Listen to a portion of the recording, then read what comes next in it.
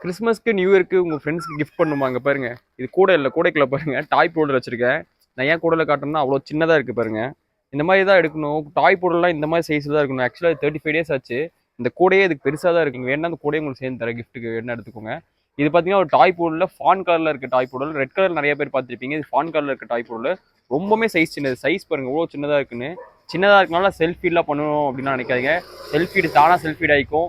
அதெல்லாம் puppy DP போட்டாச்சு. Puppy ரொம்பவுமே ஆக்டிவாக இருக்குது. ரொம்ப ஹைப்பரான ஆக்டிவ் பப்பி இது. இது ஒரு ஃபீமேல் பப்பி. திருப்பூரில் தான் இருக்குது. யார் யாருக்கு தேவைப்பட்டுச்சோ டேரெக்டாக கால் பண்ணுங்கள். இந்த நியூ இயர்க்கு ஒரு நல்ல கிஃப்ட்டாக உங்கள் ஃப்ரெண்ட்ஸ்க்கு இந்த பப்பியை கொடுக்கலாம். உங்கள் ஃப்ரெண்ட்ஸ்க்கோ ஃபேமிலிக்கோ அந்த பப்பி கிஃப்ட் பண்ணலாம். அவ்வளோ சூப்பராக இருக்கும். டாய் பூல் பற்றி நான் சொல்ல வேண்டியதே இல்லை. நான் உங்களுக்கு வீடியோ வேணால் பின் பண்ணுறேன். டாய் பூலோட எல்லாமே நான் அந்த வீடியோவில் சொல்லி வச்சுருக்கேன்.